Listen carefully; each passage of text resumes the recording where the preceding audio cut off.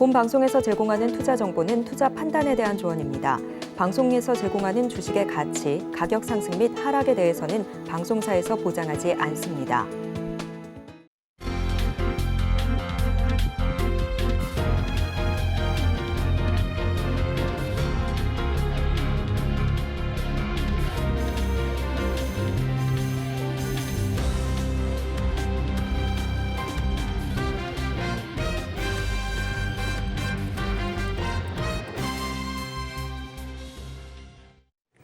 시청자 여러분 안녕하세요. 오늘을 돌아보고 내일을 준비하는 오늘장 내일장 일부 진행의 백선혜입니다. 어제 우리 시장 좋다 말았죠. 빨간불을 켜면서 계속해서 보여주던 우리 시장이 장 막판 들어서 실망감이 더해졌습니다.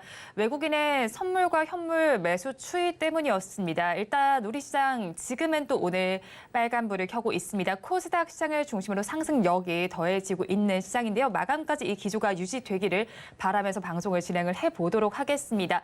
하지만 우리 시장에는 일단 거래 대금이 많이 줄어들어 있습니다. 이런 가운데에서도 호재 요인을 찾기가 어려운 만큼 시장에 계속해서 변동성이 나타나고 있습니다.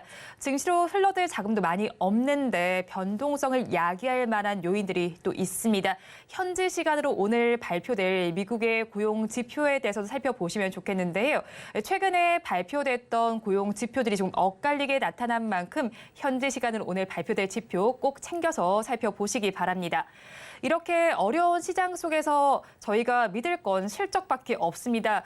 다음 주에는 이제 삼성전자의 잠정 실적 발표를 시작으로 본격적인 실적 시즌이 시작됩니다. 저희 방송과 함께 실적 시즌 어떻게 흘러갈지도 체크를 해보시기 바랍니다. 본 방송에서 제공해드리는 정보는 투자 판단에 대한 조언일 뿐 해당 주식의 가치와 수익률을 보장하지는 않습니다. 아울러 서울경제TV와 서울경제신문은 당사의 브랜드입니다. 최근 당사를 사칭하는 피해 사례가 늘어나는 만큼 각별히 주의해 주시기 바랍니다. 또 저희 방송 유튜브를 통해서도 보실 수 있습니다. 유튜브 검색창에 서울경제TV라고 검색하시면 저희 방송과 함께 하실 수 있으니까요. 실시간 채팅도 많이 참여해 주시기 바랍니다. 10월 6일 금요일입니다. 오늘장 내일장 1부는 이 시각 보도본부로 시작하겠습니다. 앞서서 살펴보셨던 헤드라인 중에서 세 가지를 골라서 심층적으로 다뤄보겠습니다. 오늘은 보도국의 이지영 기자와 함께합니다. 어서 오세요. 안녕하세요. 첫 소식부터 알아보겠습니다. 삼성전자가 미국에서 삼성 시스템 LSI 테크데이 2023을 개최했습니다. 여기서 선행적인 AI 시대를 열 것이라면서 AI 모델을 깜짝 공개해서 주목을 받고 있습니다. 이 모델 어떤 거길래 이렇게 관심이 큰가요? 네, 최신 그래픽 및 생성형 AI 기술을 품은 새 AP로 내년 갤럭시 S 시리즈 탑재가 예상되는 제품입니다. 삼성전자는 시스템 반도체 분야에서 생성형 AI보다 한 차원 더 발전한 선행적 AI 시대를 열어갈 거란 포부를 밝혔습니다. 현지 시간으로 5일 개최되는 삼성 테크데이는 반도체 분야 성과와 비전을 공유하기 위해 마련되는 연례 행사입니다. 이번에는 여기서 이제 시스템 반도체 사업을 소개하고 또 업계에서 최신 기술을 논의하는 데 목적을 뒀습니다. 삼성전자는 이 행사에서 초지능화, 초연결성, 초데이터를 가능하게 할 주요 응용 제품과 여러 기술을 소개했는데요. 이 가운데 미국 AMD의 최신 아키텍처 기반 그래픽 처리 장치인 엑스클립스 940을 품은 차세대 모바일 AP인 엑시노스 2400을 여기서 처음 공개했습니다. 모바일 AP는 스마트폰의 두뇌 역할을 하는 핵심 프로세서입니다. 네, 삼성전자 이번 행사에서 엑시노스 2400 공개도 좀 집중을 했다고 하는데 어떤 건가요? 네, 이 제품은 이제 전작인 갤럭시 S22에 탑재된 엑시노스 2200과 비교해서 중앙 처리 장치 성능은 1.7배, AI 성능은 14.7배 높인 것이 특징입니다. 물체의 투과, 굴절, 반사되는 빛을 추적해서요, 사물을 실감나게 표현하는 기술이 향상됐고요. 또 다양한 첨단 그래픽 기술도 포함해서 고성능 게임을 즐기는 사용자들한테 최고의 경험을 제공해 줄 수 있다는 게 삼성전자 측의 설명입니다. 삼성전자는 이날 엑시노스 2400을 레퍼런스 기기에 탑재해서 향후 스마트폰에 적용될 문자를 이미지로 변환하는 생성형 AI 기술도 선보였습니다. 업계에선 삼성전자가 엑시노스 2400을 내년 상반기에 출시하는 갤럭시 S24 시리즈에 탑재할 것으로 보고 있습니다. 회사는 이날 초지능화와 초연결성, 또 초데이터를 가능하게 할 최신 반도체 설계 현황 비전도 같이 공유를 했는데요. 특히 시스템 반도체 설계 분야 글로벌 전문가, 또 선학들과 함께 생성형 AI 및 대형 언어 모델 기술과 심도 깊은 논의를 같이 이어갔습니다. 다음 소식으로 넘어가 보겠습니다. 한국경제연구원이 최근 특허 출원 동향과 기술 선점 전략 보고서를 발표했습니다. 어떤 내용이 담겼을까요? 네, 보고서에는 이제 글로벌 기술 패권 경쟁이 격화하는 가운데 최신 기술을 선점하기 위해서는 기술 개발뿐만 아니라 기술 거래 생태계를 조성해야 한다고 이제 이런 이야기를 담았습니다.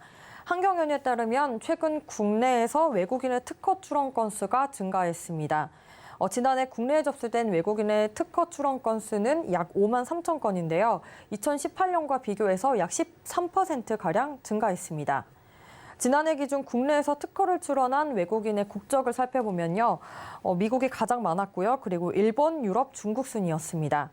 보고서에는 이제 미국, 중국 등의 주요국이 한국 시장의 중요성을 확인하고 이제 한국에서의 기술 선점에 나가기 위해서 좀 준비하는 것으로 이렇게 보고 있습니다. 이처럼 기술 선점 경쟁이 치열해지는 가운데 보고서는 기술 선점의 성공 사례로 미국의 퀄컴을 들었고요. 또 실패 사례로는 한국의 디지털 캐스트를 들었습니다.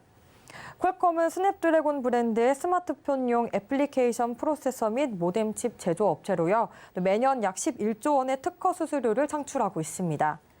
반면 한국의 벤처기업 디지털 캐스트는 1997년 MP3 플레이어 원천 기술을 개발했으나 또 특허 무용소송 공격 등으로 국내에서 특허 권리가 축소가 됐고 특허료 미납에 따른 권리 소멸 이후 미국 업체에게 인수합병당했습니다.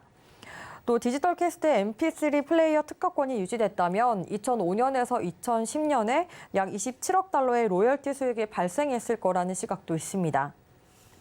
보고서는 국내 기업들이 반도체, 2차 전지, 디지털 통신 등 특정 분야에서는 이제 최상위 기술력을 보유하고 있으나 이 분야 외에서 다른 분야에서는 이제 경쟁력을 가질 만한 원천 기술이 부족한 것도 문제점으로 꼽았습니다. 또 기술 거래를 통해서 적극적으로 외부 기술을 선점할 수 있는 환경도 부족하다고 짚었습니다. 발전 방향으로는 다양한 신사업 기술 분야를 국가 전략 기술로 선정을 해서 연구 개발을 지원해야 한다고 제언을 했습니다. 또 인수합병, 투자 연계형 기술 거래, 후불 방식의 기술 이전 등 기업이 선호하는 기술 거래 방식을 마련할 필요가 있다고 조언했습니다. 마지막 소식 살펴보겠습니다. 기아의 대형 전기 SUV EV9이 미국 시장에 진출할 준비를 마쳤습니다. 시장에서는 어떤 반응을 내놓고 있을까요? 네, 우선 6일 업계에 따르면 기아 미국 판매법인은 오는 16일부터 EV9의 사전 예약을 이제 시작합니다. EV9 미국의 이제 기본 판매가는 한화로 약 7,416만 원입니다. 7,337만 원부터 시작하는 국내 판매가와 별 차이가 없습니다. 또 다른 대형 SUV 텔루라이드의 기본 판매가보다는 더 비싸지만 경쟁력 있는 가격이라는 게 기아 측의 설명입니다. 미국 현지 반응도 나쁘지 않습니다. 미국 자동차 평가기관 켈리 블루북은 고급스러운 외관과 첨단 사양, 넓은 공간을 제공한 것을 감안하다면 합리적인 가격이다 이렇게 평가를 했습니다. 네, 그러면 EV9의 미국 출시일과 사양에 대해서도 관심이 높을 것 같아요. 네, 기본 트림은 우선 라이트, 윈드, 랜드, GT 등 총 4가지입니다. 라이트 트림 후륜 구동 모델은 최대 7명이 탑승할 수 있으며 또 19인치 알루미늄 휠, 열선 및 통풍 기능을 갖춘 이제 전동 시트를 기본으로 제공합니다. 또 충돌을 감지하고 예방을 돕는 전방 충돌 방지 보조 시스템과 마주오는 차량을 감지해서 충돌을 피하는 시스템, 또 교차로 통과 차량을 자동으로 감지하는 시스템 등 20가지의 첨단 주행 보조 시스템을 갖췄습니다. 출시는 올 4분기 예정으로 정확한 시점은 아직 정해지지 않았습니다. 당분간 광명 공장에서 생산한 제품을 미국으로 수입하고 내년부터는 조지아주 웨스트포인트 소재 기아 공장에서 제품을 조립할 계획인데요. 기아 미국 법인은 지난 7월부터 조지아 공장에 2억 달러를 투자해서 EV9 현지 생산을 준비하고 있습니다. 업계에서는 EV9의 미국 판매량에 따라 향후 전기차 전략이 달라질 수 있다는 예측도 했습니다. 기아는 오는 2027년까지 총 15종의 전기차 라인업을 구축하고 2030년까지는 160만 대를 판매할 계획입니다. 특히 미국에서는 인플레이션 감축법 대응과 연계해서 내년부터 북미 시장 주력 차종을 현지에서 생산할 방침입니다. 이런 미국의 전동화 전략을 추진하려면 먼저 판매 실적을 끌어올려야 합니다. EV9은 국내에서 공식 출시 전인 지난 5월에 1,367대의 사전 계약을 끝냈지만 실제 판매량은 기대에 미치지 못했습니다. 동급의 내연기관 모델보다 판매 가격이 2배가량 높게 책정된 게 저조한 판매량의 원인으로 꼽히고 있습니다. 다만 일각에서는 대형차 선호도가 뚜렷한 미국 시장에서 잠재 고객을 확보를 한다면 충분한 승산도 있다는 관측도 나오고 있습니다. 네, 오늘 이 시각 보도본부에서는 삼성의 엑시노트 2400부터 기아의 EV9 미국 진출 소식까지 전해드렸습니다. 보도국 이지영 기자와 함께했습니다. 오늘 말씀 고맙습니다. 감사합니다. 계속해서 시황센터 연결해서 이 시각 시장 상황 알아보겠습니다. 최유정 캐스터가 준비하고 있습니다. 시황센터 최유정입니다. 미국에서는 민간 고용 지표가 예상치를 밑돌면서 투자자들의 눈높이는 낮아졌지만 주간 실업 지표 또한 예상치를 하회하면서 고용의 둔화 속도가 예상보다 더디다는 점을 시사해 줬습니다. 오늘 밤에 발표될 9월 고용 보고서가 시장에서 큰 영향을 미칠 것이라고 전망되고 있습니다. 이러한 이벤트를 앞두고 오늘 우리 시장 견조한 흐름 보여주고 있는데요. 양시장 강보합권에서 출발해 현재까지도 빨간불 켜내주고 있는 모습입니다. 그렇다면 코스피 먼저 살펴보도록 하겠습니다. 코스피 오늘 의약품 업종에서 강세를 보이고 있는 가운데 시가총액 상위 종목 혼조세를 보이고 있고요. 그중에서 삼성바이오로직스, 기아, 특히나 상승 탄력 받아가는 모습입니다. 오늘 코스피는 2,408선에서 시작해 장중한 때 2,421선까지 올라가기도 했는데요. 현재는 0.35% 상승한 2,411선에서 움직이는 모습입니다. 이어서 수급도 살펴보도록 하겠습니다. 오늘 개인과 기관 동반 매수세 보이면서 지수를 끌어올리고 있는데요. 개인은 1,150억 원 넘게 사들이고 있고요. 기관은 5거래일 만에 돌아왔습니다. 오늘 대형주 쪽에서 강한 매수 흐름 보이면서 1,000억 원 넘게 담아내는 모습입니다. 오늘 외국인은 9거래일 연속 매도세 이어나가는데요. 2,100억 원 넘게 팔아내는 모습입니다. 이어서 코스닥도 살펴보도록 하겠습니다. 코스닥 어제 0.79% 빠지면서 800선을 간신히 유지해주는 모습이었는데요. 오늘은 803선에서 시작해 계속해서 상승 곡선 그려나가는 모습입니다. 현재는 2% 상승한 817선에서 움직이는 모습입니다. 코스닥은 오늘 시가총액 상위 종목 대부분 빨간불 켜내주고 있고요. 특히나 알테오젠 강한 상승 탄력 받아가는 모습입니다. 이어서 수급도 살펴보도록 하겠습니다. 오늘 코스닥은 기관과 외국인 동반 매수세 보이면서 지수 상승을 견인하고 있는데요. 오늘 기관은 제조업 쪽에서 강한 매수 흐름 보이면서 오늘 386억 원 담아내고 있고요. 외국인은 1,751억 원 사들이는 모습입니다. 개인만이 홀로 2,000억 원 넘게 팔아내는 모습입니다. 이어서 섹터별 흐름도 살펴보도록 하겠습니다. 오늘 섹터별로 살펴보면요. 상승하는 섹터가 굉장히 많이 보입니다. 그중에서 양자암호 관련주 강한 상승 탄력 받아내고 있는데요. 오늘 연구진이 신개념 양자 컴퓨터 플랫폼을 개발했다는 소식에 양자암호 관련주 장 초반부터 강세를 보이고 있습니다. 원자 수준에서 구현한 큐비트 여러 개를 동시에 제어하며 새로운 방식의 양자 컴퓨터를 만드는 원천 기술이 될 수 있다고 밝혔습니다. 그렇다면 양자 암호 관련주 이 시각 흐름 살펴보도록 하겠습니다. 오늘 드림 시큐리티 14% 넘게 강세 보이고 있고요. 엑스게이트는 오늘 가격 제한폭까지 올라간 모습입니다. 현재까지도 풀리지 않고요. 4,970원에서 거래되고 있는 모습입니다. KCS 27% 상승세 보였는데요. 현재는 상승폭을 일부 반납하면서 18%대 강세 보이고 있습니다. 우리로도 상한가 아직도 풀리지 않는 모습이고요. 2,105원에서 거래되는 모습입니다. 이어서 다음 섹터도 살펴보도록 하겠습니다. 오늘 조선 관련주 하락세가 짙은 모습입니다. 9월 조선 수주량에 관한 소식이 전해졌는데요. 한국의 9월 조선업계 수주량이 경쟁국인 중국에 비해 크게 밀리는 모습이 나타났다고 합니다. 중국은 153만 CGT를 수주했지만 한국은 12만 CGT를 수주하면서 중국에 비해 크게 뒤처지는 모습이었는데요.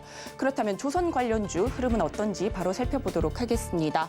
오늘 HD 한국조선해양 1.84% 하락세 보이고 있고요. 삼성중공업은 어제 기관의 매도세 속에 하락 마감했는데요. 오늘도 0.69% 약세 흐름 이어나가고 있습니다.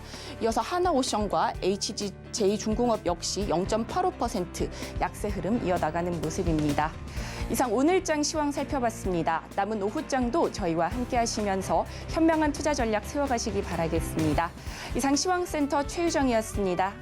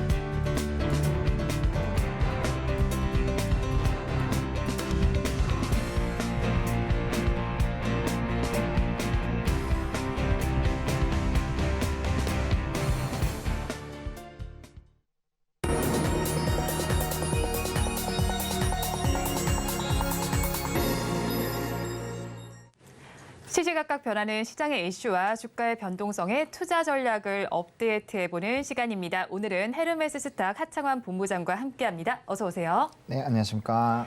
네, 본부장님과 이야기 나눠볼 뉴스 화면을 통해서 살펴보도록 하겠습니다. 네, 오늘의 뉴스 살펴보도록 하겠습니다.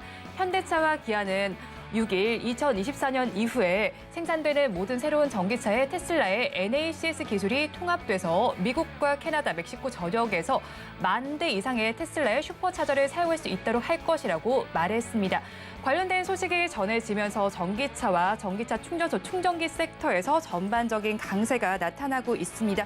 자세한 내용을 짚어보도록 하겠습니다. 오랜만에 시장이 또 반등을 해주고 있습니다. 이런 가운데 더욱더 눈에 띄는 종목들이 있습니다. 현대차와 기아가 미국에서 테슬라의 전기차 충전 기술을 도입한다라는 소식이 전해져 왔습니다. 이렇게 소식이 전해지면서 관련주들 전반적으로 훈풍이 불고 있는 것 같습니다. 일단은 이렇게 북미 표준 포트를 탑재한다라는 점이 어떤 영향으로 좀 작용이 되게 될까요? 사실상 이 충전 부분을 테슬라가 이제 공통으로 한다라는 부분에서 좀 이슈가 된 게 결국엔 그 데이터들을 모아서 자율주행으로까지 좀 확대를 하려는 네. 그런 움직임들이 있었잖아요. 그러니까 일단은 테슬라가 표준이 될 확률이 상당히 좀 높은 상황인데 물론 이제 다른 여러 가지 기업들과 이제 합작을 하는 부분들도 있지만 어쨌든 테슬라 쪽이랑 맞춘다라는 거는 이런 글로벌 시장에서의 좀 점유율 확대에서도 충분히 좀 매력적일 수 있지 않을까라는 이런 기대감도 커지고 있다라고 보시면 좋을 것 같고요. 또 충전소 관련된 부분에서는 사실 지금 여러 가지 부분에서 굉장히 좀 많이 필요한 상황이잖아요. 아직 전기차 사실 저는 뭐 전기차를 주력으로 몰지는 않고 네. 여행을 갔을 때는 이제 전기차를 몰기는 합니다만 일단 제가 갔었던 특정 지역에서는 사실 충전하는 게 그렇게 쉽지는 않았거든요. 시간도 상당 부분 좀 오래 걸리고 그래서 앞으로 이런 부분들이 좀 많이 개선이 더 돼야 나머지 내연기관 차량을 타시는 분들도 빠르게 좀 교체를 네. 하지 않을까. 뭐 가격적인 부분도 분명히 있겠지만 그런 부분에서 좀 이슈가 있고 또 정부에서 주유소에서도 이제 무선 전기 충전에 대한 또 언급들이 좀 있었거든요. 그런 것들이 이미 기조로 만들어져 있는 상황에서 이번에 현대기아가 이렇게 테슬라의 이런 충전 방식을 사용한다라는 부분이 시장에서는 굉장히 좀 크게 반응을 한 것이 아닌가라고 보고 있는 상황입니다. 그렇죠. 일단은 뭐 테슬라의 충전 규격이 북미 표준인 만큼 이런 부분이 크게 이슈가 되고 있습니다. 그런 만큼 관련주들 움직이고 있습니다. 일단 휴맥스 홀딩스의 경우는 지금도 상한가를 기록하고 있고 장대 양봉을 보이고 있습니다. 이어서 디스플레이텍의 경우에는 지금 음봉으로 전환이 되어 있기는 하지만 그래도 2%대 강세를 보여주고 있고요. S트래픽의 경우도 역시나 음봉이지만 2%대 오름세가 나타나고 있습니다. 관련주들 최근 주가 양상은 어떻게 보시는지 궁금하고요. 관련주들도 앞으로는 어떨까요? 사실 관련주들의 흐름이 그렇게 좋지는 못했죠. 그러니까 충전 관련된 이슈가 있을 때 주가가 한번 좀 격하게 좀 주가가 급등력이 나왔고 거의 뭐 저점 대비했을 때는 대부분 다 100% 정도씩은 상승력이 나왔거든요. 근데 최근에 그 이슈가 끝난 다음부터는 또 전기차에 대한 이런 2차 전지 소재 쪽으로 좀 많이 수급이 쏠린 것도 있었고 그 이후에도 보게 된다면 좀 상당히 많이 소외를 됐었습니다. 그래서 뭐 대표적으로 유라테크도 마찬가지고요. 디스플레이텍도 마찬가지고 주가가 한 반년 정도 전에 그러니까 연초 정도에서는 상당히 좋은 기조들이 나타났지만 그 이후부터는 한 3, 4개월 이상은 대부분 다 우하향 기조가 나타났다는 점. 네. 근데 이제 요거 관련된 이슈가 좀 부각이 되면서 오늘 이제 휴맥스 홀딩스가 강력하게 좀 치고 올라와 있는 상황이긴 하지만 사실상 지금 이제 매수 상한가 잔량 자체가 그렇게 높다라고 보기는 어렵거든요. 지금 한 18만 주 정도가 걸려 있는데 이게 장 초반 대비했을 때는 거의 3분의 1 토막이 지금 줄어든 상황이에요. 근데 아직까지 장 마감까지는 시간이 좀 있기 때문에 그리고 기타 다른 종목들은 이미 윗꼬리를 다른 상황이거든요. 그러면 여기서는 좀 고민을 해보셔야 되는 게 만약에 휴맥스 홀딩스가 상이 풀려버리면 나머지 종목군들 0% 이상이 아니라 아예 이제 마이너스 쪽으로도 빠질 수가 있다라는 겁니다. 그래서 그런 부분 좀 생각을 해보실 필요가 있고 물론 이슈가 재부각이 되면서 거래량 동반한 추가 상승력이 나올 수 있지만 기본적으로 주가가 우하향하고 있었던 상황에서 첫 상승에서의 연속적으로 상승력이 나오는 그런 섹터들은 크게 크지는 않습니다. 거의 뭐 한 20% 이내라고 보시면 좋을 것 같고 물론 현대차 관련된 이슈가 계속적으로 좀 부각이 된다라고 한다면 충전소 관련된 부분들이 좀 움직이겠지만 어쨌든 좀 단기 물량 소화와 이런 발목이 잡혀 있었던 이런 차익에 대한 물량들은 반드시 좀 생각을 해주셔야 되는 상황이다. 그래서 오늘은 종가까지 꼭 확인하셔야 되는 게 이쪽 관련 투자를 하고 계시다면은 휴맥스 홀딩스가 상이 풀리느냐 안 풀리냐가 결국엔 좀 핵심이지 않냐라고 좀 보시면 좋을 것 같습니다. 예, 종가까지 휴맥스 홀딩스의 상한가가 풀릴지 아닐지를 한번 먼저 살펴보시는 것이 좋겠다는 의견을 제시해 주셨습니다. 이렇게 일단은 북미에서 채택을 좀 새로 한다라는 소식이 전해지면서 현대차와 기아가 좀 주목을 받을 수밖에 없겠죠. 그리고 미국과 캐나다 모두에서 좀 영향력을 행사할 수 있는지도 굉장히 궁금하고요. 오늘 주가를 살펴보니까 현대차가 지금 0.52% 그리고 기아의 2%대 강세를 보이고 있습니다. 극심한 저평가를 지금 좀 해소를 해볼 수도 있을까요? 사실 이제 저평가는 뭐 너무나도 잘 알고 있는 상황이고, 그러니까 자동차의 상승 발목을 잡는 이유는 크게 이제 두 가지거든요. 이제 노조에 대한 이슈들, 이번에도 이제 글로벌 완성차들도 이제 파업에 대한 부분을 조금 고생을 했잖아요. 근데 이건 막을 수 없는 부분이긴 한데 어쨌든 이 전기차로 전환이 되면 기가프레스 방식으로 바뀔 확률이 상당히 높습니다. 그러면 이제 노동자와의 이런 기업 간의 갈등은 생길 수밖에 없고 그거를 이제 얼마나 지연시키느냐 아니면 기업 노동자와의 이런 간극을 잘 맞추냐 당연히 이제 삶과 연결이 되어 있기 때문에 상당히 좀 예민한 문제다라고 보시면 좋을 것 같습니다. 어쨌든 이런 이제 파업 관련된 이슈가 이런 자동차에게는 좀 부정적으로 작용을 하는 요인 중에 하나다라고 보시면 좋을 것 같고 또 하나는 피크아웃 우려죠. 근데 이 부분에서는 사실상 시각이 상당히 좀 갈린다라고 보시면 되는데 이 시장에서 이 피크아웃에 대한 얘기를 연초부터 계속적으로 했었고 사실 작년에도 자동차 출하량 안 좋을 거다라고 그렇게 얘기했지만 올해 사실 이런 출하량들을 봤을 때는 계속적으로 좀 좋아지고 있고 특히나 현대기아 같은 경우는 이번에 미국발 데이터를 보시더라도 굉장히 좀 좋은 흐름들이 나왔잖아요. 그러니까 이런 부분으로 본다라고 했을 때 경기 침체나 이런 앞으로의 수요도들에 따른 좀 물음표는 있는 상황이지만 그 피크아웃을 너무 먼저 걱정한 것은 아닌가라는 생각이 좀 들고 있고요. 그리고 이 자동차 부분은 너무 단기적인 관점으로 보시지 않았으면 좋겠는 게 지금 현대 쪽도 마찬가지고요. 배당적인 부분을 보더라도 정말 매력적이거든요. 근데 기업의 실적이 이렇게 좋은 상황이면 결국에는 이게 잉여금으로 넘어갈 거고 또 추가적인 주주 환원 정책이 나올 수도 있습니다. 근데 자동차 같은 경우 2차 전지를 좋게 보시는 분들이 우리나라에 엄청나게 많이 있잖아요. 근데 2차 전지 쪽이 잘 되려면은 결국엔 자동차가 패러다임이 바뀌고 자동차 출하량이 엄청나게 많이 늘어나야 되거든요. 네. 근데 내연기관에서 또 그렇고 이제 전기차 쪽에서도 어쨌든 우리나라 판매량이 뭐 미국 지역에서는 낮지 않은 순이잖아요. 네. 그런 부분에서 과연 이제 전환이 된다고 해서 우리나라의 매력도가 완전히 떨어지느냐?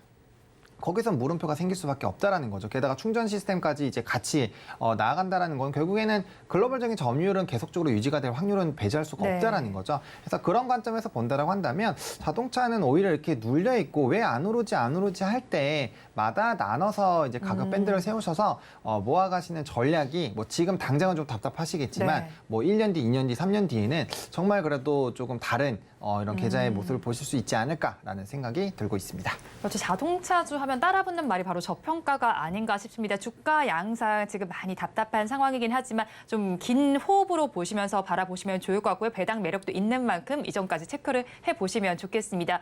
그리고 제약 바이오주에서도 오늘 좀 강세가 관찰이 되고 있습니다. 개별적인 이슈로 좀 움직이고 있어요. 어떤 제약 바이오주에서 좀 이런 모멘텀들이 나와 있을까요? 사실 뭐 오늘 상승력이 나왔었던 종목군들이 너무 많아서 네. 일단 근데 뭐 인벤티지 랩 같은 경우는 오늘 기사가 뭐 엄청나게 많이 나왔죠. 네. 연간 기사가 한 17개 정도가 나왔는데 일단은 장기 지속형 약물 중독 치료제에 대한 비임상 결과 발표가 나왔고 추가적으로 임상에 대한 뭐 이런 기대감들이 좀 있는 상황이거든요. 그래서 관련된 부분으로 좀 굉장히 강력한 상승력이 나왔고요. 그다음에 이제 드림 CIS 같은 경우는 최근에 이제 신약 개발에 대한 기대감들이 상당히 높아져서 주가가 굉장히 많이 올랐는데 AI 의료뿐만 아니라 지금 이제 펫 사업에 대한 기대감들도 상당히 좀 높아지고 있다라는 부분에서 좀 이슈가 있었고요. 한미양품 같은 경우는 실적 개선세에다가 이제 4분기에 마일스톤을 받지 않을까라는 이런 증권가의 전망들 그리고 긍정적인 리포트가 나오면서 굉장히 좀 강세 기조가 나타났고요. 뭐 이제 유한양행 같은 경우는 렉나자 뭐 기대감들 엄청나게 큰 네. 상황이고 사실상 이렇게 시장이 어려움에도 불구하고 급등락이 좀 굉장히 강하게 나타나고 있다는 점 그리고 상반기에 실적이 가장 좋았었던 이제 기업 중에 하나다라고 보시면 좋을 것 같고요. 뭐 삼성바이오로직스도 나머지 CDMO 업체들이 다 글로벌적으로 실적이 안 좋아지고 있는 상황에서 실적이 좋아지고 있고 최근에 증권가의 호평이 강력하게 나타나고 있어서 3개월 연속적으로 좀 상승력이 나오고 있다라는 점, 뭐 신신제약 같이 마이크로 니들이라든지 뭐 치매, 뭐 각종의 이런 항암 쪽도 있고요. 그래서 여러 가지 부분에서 이제 개별적인 모멘텀이 있는 기업들이 오늘 굉장히 좀 상승폭이 강하게 나타나고 있다라고 좀 정리를 드리고 싶습니다. 네, 이제 개별적인 이슈들 하나씩 좀 정리를 해주셨는데 그중에서 인벤티지 랩을 좀 살펴보겠습니다. 앞서서 말씀을 해주신 것처럼 장기 지속형 약물 중독 치료제 비임상 시험에서 효과가 확인됐다는 소식이 좀 부각이 되고 있습니다. 주가도 지금 12%대 강세를 보이고 있는 상황이에요. 그런데 인벤티지 랩은 고령화 시대에서 치매 치료제와 관련된 이슈도 묶여 있고 비만 치료제 이슈도 있지 않습니까? 그렇다면 네네. 앞으로 저희 이 종목 어떻게 봐야 할까요? 사실 말씀 주신 것처럼 지금 엮여있는 테마가 워낙 많은 상황이고 네. 또 치매 같은 경우는 또 학회가 이번 달에 또 남아있잖아요. 네. 그래서 그런 부분에서는 충분히 좀 강력한 상승력이 나올 수 있지 않을까라는 기대감도 있는 상황이고요. 그리고 그렇게 조금 요번에 좀 유의미하게 좀 기대를 해볼 수 있는 것도 최근에 주가가 고점 대비했을 때는 거의 딱 50% 정도 빠져있는 상황에서 오늘 이제 호재성 기사가 나오면서 주가가 좀 반등이 나왔거든요. 그렇기 때문에 사실상 좀 추세적인 반등 기조는 조금 더 나올 수 있다라는 부분들로 좀 접근 대응해 보실 필요가 있고요. 다만 우리나라에서 바이오주들을 좀 장투하기는 쉽지는 않습니다. 네. 그러니까 이슈나 모멘텀이 있을 때 빠르게 치고 빠지는 전략으로 하셔야 된다라고 말씀을 드리고 싶고요. 물론 삼성바이오로직스나 뭐 한미약품, 유한양행처럼 정말 좀 우량하고 나름대로 기대해 볼 만한 기업들이 있지만 그런 관점에서 좀 장기 투자를 원하신다면 저는 뭐 단연 미국에 상장되어 있는 그런 종목군들도 유심하게 좀 보시는 게 맞지 않을까라고 좀 정리해 드리고 싶습니다. 네, 여러 가지 테마가 엮여 있기도 하고 미국에 상장되어 있는 종목들도 살펴보면 좋겠다고 말씀을 해주셨습니다. 한편 또 우리 시장은 긴 연휴를 보냈습니다. 이후에 지금 뭐 IPO 관련된 줄줄이 상장을 하고 있죠. 거기에 또 바이오 공모주도 있습니다. 앞으로도 상장이 될 예정인데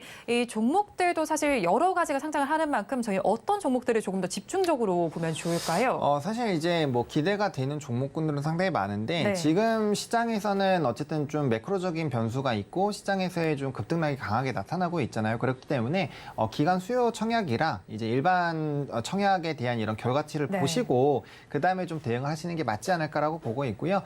두산 로보틱스 같은 경우도 엄청나게 많은 이제 예탁금을 끌어들였음에도 네. 불구하고 당일에 이제 165%라는 성적을 기록하고 지금 조금 조정이 나오고 있잖아요. 네. 그만큼 지금 시장 자체가 녹록지 않고 거래 대금이 줄어들어 있는 상황이기 때문에 기대가 되는 종목이지만 이게 수요 청약이나 기관 청약에서 좀 좋지 않으면 네. 단기적으로는 주가가 부진할 수 있거든요. 그래서 지금 기업별로 당연히 그 기대감이 있는 기업들이 수요 청약이나 일반 청약이 높겠지만 그 결과치를 보시고 매수의 의사 결정을 하시는 것이 지금 상황에서는 조금 더 안전을 챙길 수 있는 방법이지 않을까라고 좀 정리를 드리고 싶습니다. 네, 일단 여러 가지 종목들이 또 청약이 예정이 되어 있습니다. 청약하는 추이, 기사를 통해서도 실시간으로 확인을 하실 수 있으니까 이 종목들 추이를 살펴보시면서 어떤 종목 고르면 좋을지도 판단을 해보시면 좋겠습니다.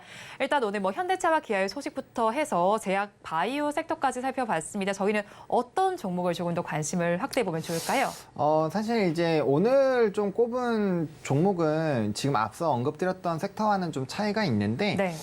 만약에 좀 자동차 쪽으로 보신다면 현대기아 저는 진짜 괜찮다고 네. 보기 때문에 좀 중장기로 보시면 좋을 것 같고 저는 오늘 좀 유신을 소개를 드릴까 합니다. 최근에 오늘도 시장을 보시면 CBDC부터 시작해서 굉장히 다양한 섹터들이 움직이고 있는데 이런 섹터들이 오늘 처음 움직인 게 아니거든요. 네. 한 2주, 많은 시간이 좀 걸린 것들은 한 달 전부터 적어도 2주 텀이나 이런 이벤트가 부각이 되면서 계속적인 상승력이 나왔었던 섹터이기 때문에 지금 이제 또 정부의 오늘 수출 지원 정책들이 좀 나왔거든요. 산업부에서. 네. 그런 부분에서 본다면 유신이라는 기업을 좀 소개를 드리고 싶은데 이게 사우디 관련된 이슈가 이번 달에 있잖아요. 네. 이재용 회장도 방문을 갔다 왔고 또 이제 업계 그 재계 회장들이 아무래도 이제 사우디 방문에 대한 이슈가 있기 때문에 이런 인프라와 관련된 쪽에 종목군도 좀 관심 있게 보시면 어떨까 싶습니다. 그렇기 때문에 사실 변압기 쪽도 생각이 나고 건설기계 쪽도 좀 생각이 났는데 그 중에서도 이 종목을 고른 게 일단 사우디로 가기 때문에 네. 사우디 쪽으로 이슈가 되면 이전부터 한미글로벌, 유신, 이런 히림 이런 종목군들이 좀 강력하게 시세가 분출됐었거든요. 근데 유신이라는 기업은 이런 이제 인프라 쪽도 사업을 하지만 최근에 항만 관련된 이슈도 좀 있는 상황이고요.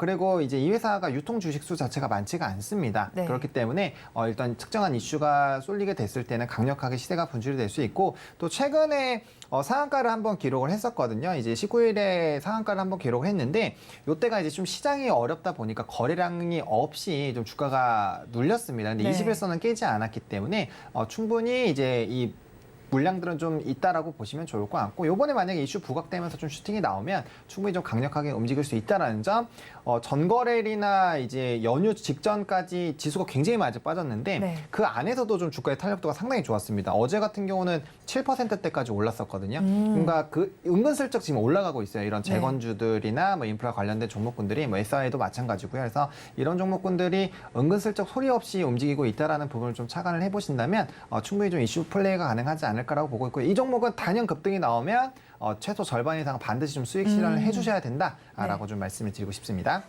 네, 탑픽 종목을 유신 짚어주셨고요. 급등이 나온다면 절반 정도는 수익 실현해보자라는 전략까지 덧붙여 주셨습니다. 지금까지 헤르메스 스탁 하창원 본부장과 함께했습니다. 오늘 말씀 고맙습니다. 네, 감사합니다.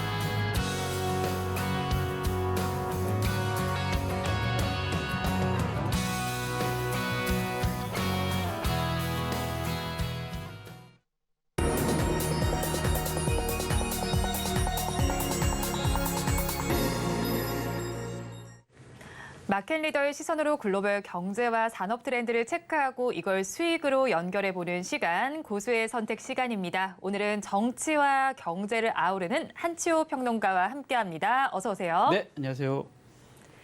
평론가님과 이야기 나눠볼 주제 화면을 통해서 살펴보겠습니다.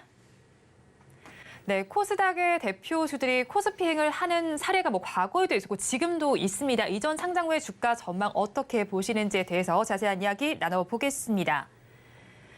일단 코스닥의 대표주가 코스피로 이전 상장한다. 지금 가장 큰 이슈가 되는 종목이 바로 포스코 DX가 아닐까 싶습니다. 어제는 임시 주주총회에서 이전 상장을 위해서 코스닥 조건부 상장 폐지 안건을 승인을 했습니다. 그렇다면 포스코 DX가 코스피로 이전 상장을 했을 때 기업과 또 투자자 측면에서는 어떤 장점들이 있을까요? 일단 그 코스닥에서 코스피로 이전하는 것을 저는 이렇게 이 비율을 어디다 드냐면요. 강북 아파트에서 강남 아파트로 이사 간다. 이렇게 좀 네. 비율을 좀 두어야 될 것 같아요. 어제 이제 그 포스코 DX가 주주총회에서 이제 유가증권 시장으로 이전하는 걸 이제 승인을 했는데 이게 사실은 유가증권 시장으로 이전을 하려면 신규 상장 신청일 기준으로 해서 기준 시가총액이 1조 원 이상 돼야 되는데 그 4일 기준으로 해서 이 포스코 DX는 8조 1,399억입니다. 그러니까 네. 훨씬 기준을 넘는 거죠. 시가총액 4위 기업인데 DX 측 입장으로 일단 기업의 입장에서 잠깐 보면 주주 가치를 제고한다. 여기서 제고한다는 높인다는 뜻입니다. 네. 그다음에 기관 투자가들의 수급을 개선해 준다. 기관 투자가들이 좀 살 수 있도록 도와준다. 그런 말이고요. 그다음에 투자자의 저변을 확대한다. 그러니까 지금 난 코스닥은 투자 안 해. 이런 분들도 계시기 때문에 네. 그 저변을 좀 확대한다. 그러니까 이거는 이제 포스코 DX 측에서 밝힌 입장인 거고요. 그다음에 업계 이제 전문가들이 말씀하시는 의견은 펀드 편입이 가능하기 때문에 아까 서두에 말씀드렸던 수급이 좀 원활해질 수 있는 네. 가능성이 높다. 그다음에 이제 기업의 인지도가 향상이 많이 될 것이다. 지금 포스코 관련 그 계열사들이 그 형제사들이 많잖아요. 네. 근데 이제 포스코 DX도 이제 코스피로 올라오니까 좀 더 인지도가 향상된다라는 거 말씀들 하고 있는데요.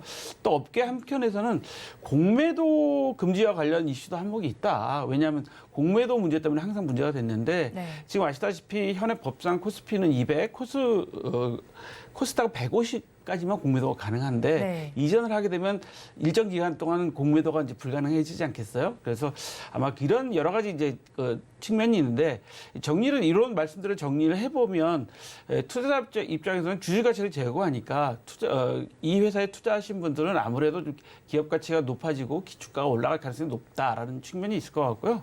기업 입장에서는 아무래도 이제 펀드에 편입되거나 하면 주가를 높일 수 있는 그런 여러 가지 그 여건들이 조성이 되고 기업에서 자금을 수급하는 데 여러 가지 유리한 조건이 형성되고 또 기업의 이미지가 더 좋아지는 그런 효과가 있기 때문에 아마 이게 다각적인 측면. 그래서 제가 좀 전에 서두에 말씀드린 것처럼 코스닥에서 코스피로 이사가는 것은 강북 아파트에서 강남 아파트로 이사가는 모양새랑 좀 우리 일상생활에서 비유하자면 네.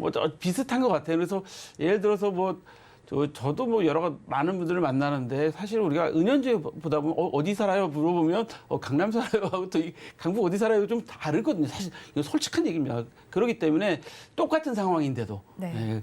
그래서 기업이 코스닥에서 우리가 코스피 이전을 하는 것은 그렇게 약간 그 이미지 변신을 하는 거다라고 이해하시면 될 것 같습니다. 네, 일단 코스닥에서 코스피로 이전을 하면서 이미지 변신을 나서고 있습니다. 주주 가치 제고 측면도 있고 기업의 측면에서 봤을 때도 지금 공매도도 많이 좀 줄어들 수가 있고 거기에 수급 측면까지 긍정적이다라고 분석을 해주셨습니다. 그런데 이렇게 코스피로 이전 상장을 추진하는 기업은 포스코 DX만 있는 것이 아닙니다. 지금 화면을 통해서 살펴보면요. 지금 LNF의 경우에도 코스피로 이전 상장 추진 예정이 되어 있고요. 또 HLB도 마찬가지입니다. 그런데 이렇게 어떻게 보면 지금 코스닥의 대표주들이라고 볼 수 있잖아요. 짐을 싸고 나가게 되면 코스닥 시장에서도 좀 지각 변동이 일어날 것 같은데 어떤 영향들이 있을까요? 제가 지금 항상 걱정스럽게 이야기하는 것 중에 하나가 코스닥이 항상 이미지가 너무 안 좋아서 2부 리그 같은, 그러니까 마이너리그 네. 같은 메이저 리그가 아니라 2부 리그 같은 그런 느낌을 주고 있다는 점이 항상 걱정스러운 점들이었고요.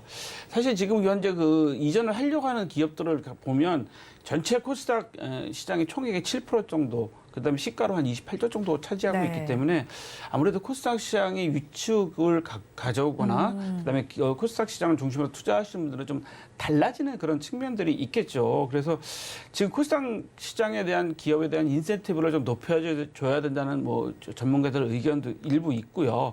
그다음에 이제 코스닥 시장의 좀 매력을 높이자. 사실 아시다시피 코스닥 시장은 우리가 96년도에 벤처 활성화를 위해서 네. 시장을 개설해 놓은 거기 때문에 좀 코스닥 시장에 좀 잔류시키고 좀 그럴 유인을 좀 만들어줘야 된다라고 하는 게 좀 필요한데 지금 아직은 그런 것 같지 않습니다. 근데 과거에 뭐 사실 우리 NHN이나 뭐 모든 회사들이 다 코스닥에서 출발을 했으니까 네. 그때 상황을 보면 일시적으로 빠져나가면서 그 코스닥 시장이 약간 혼란스러운 그러니까 코스닥 시장에 투자하시는 분들이 혼란스러운 점을 많이 느끼셨거든요. 네. 그래서 그것은 이제 일시적으로 좀 혼란은 좀 예상이 됩니다. 그래서 대표적인 게 이제 코스닥의 수급 문제가 좀 발생이 될 것이고요. 그다음에 교체 매매, 예를 들어 펀드나 유입시켜 놓으셨던 분들은 교체 매매를 좀 하셔야 되는 그런 부분들이 있을 거고, 그다음에 이제 아까 말씀드린 것처럼 약간의 코스닥 시장에 대한 이미지가 조금 더 네.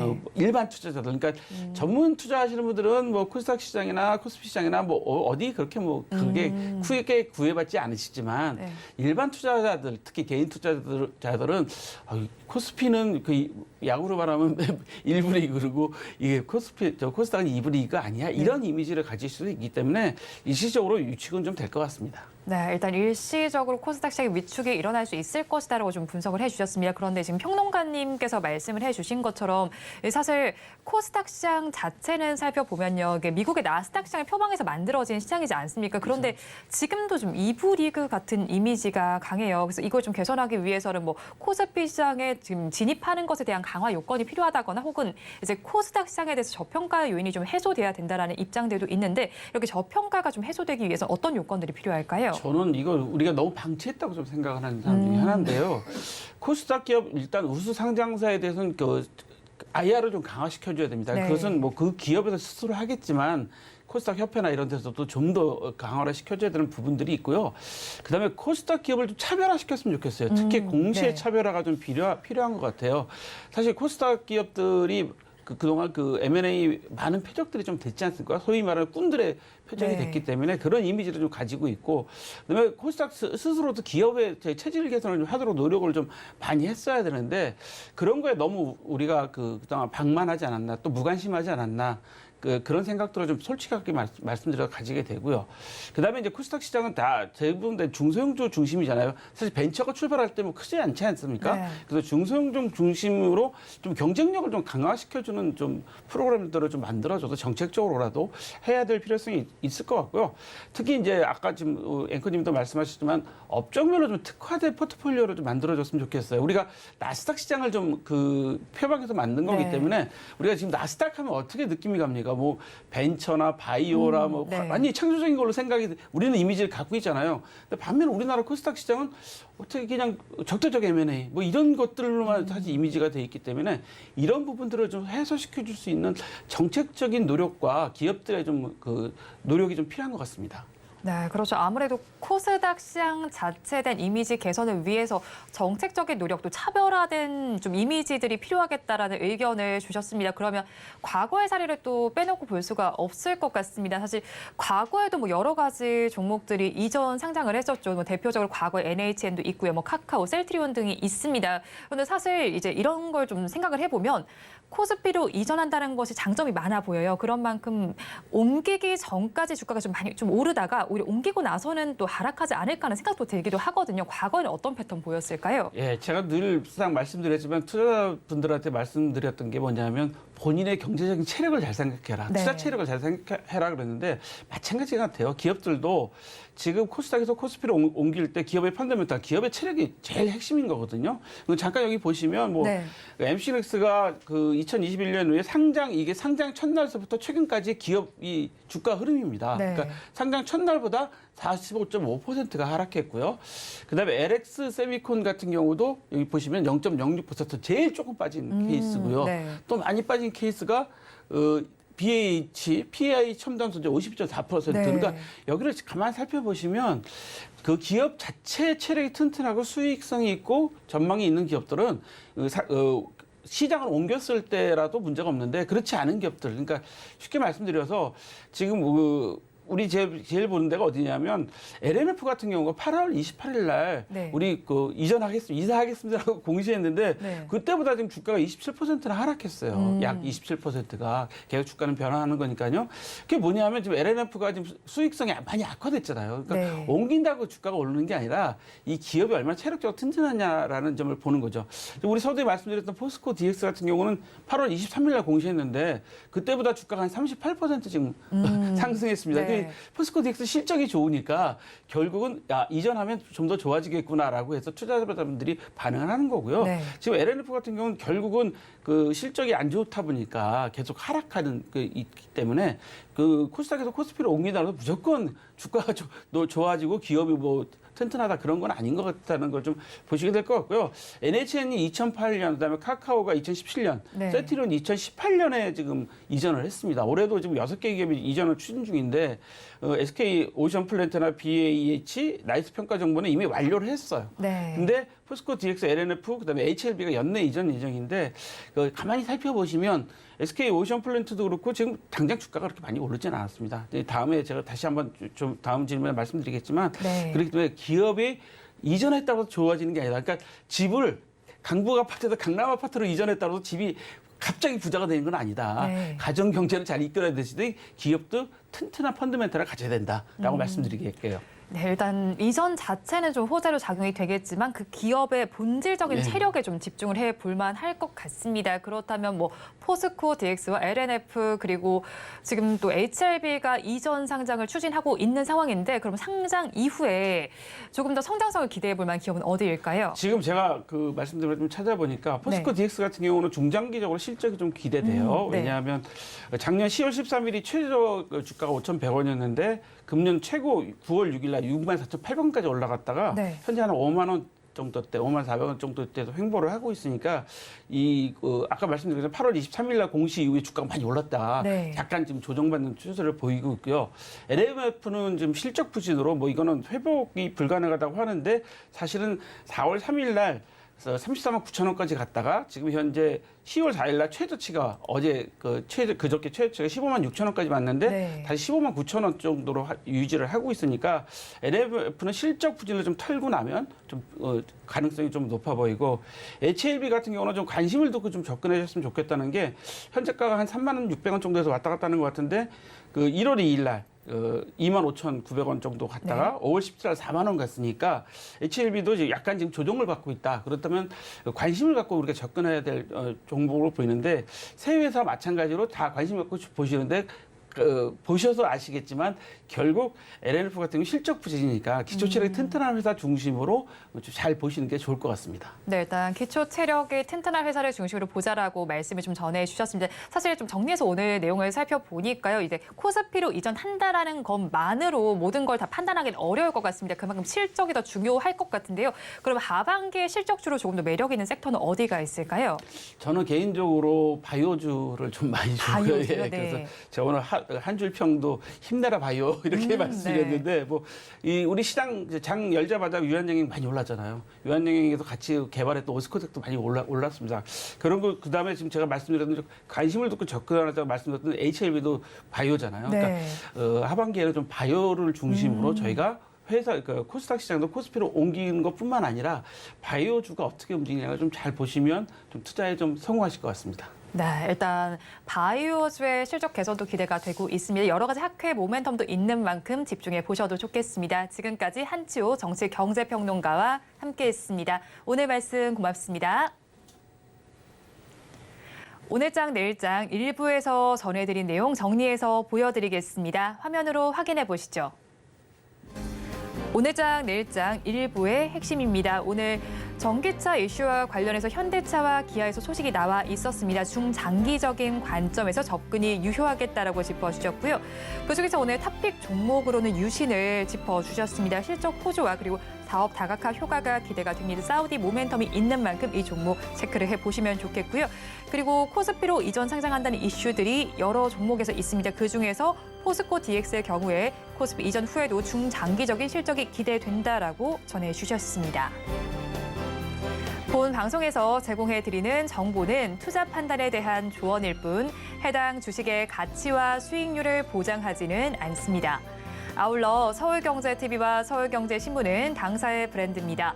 최근 당사를 사칭하는 피해 사례가 늘어나는 만큼 각별히 주의해 주시기 바랍니다.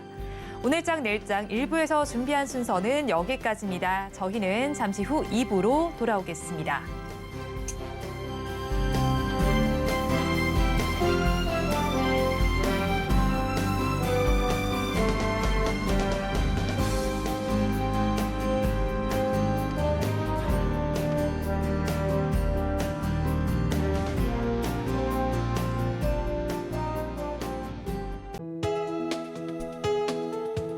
본 방송에서 제공하는 투자 정보는 투자 판단에 대한 조언입니다. 방송에서 제공하는 주식의 가치, 가격 상승 및 하락에 대해서는 방송사에서 보장하지 않습니다.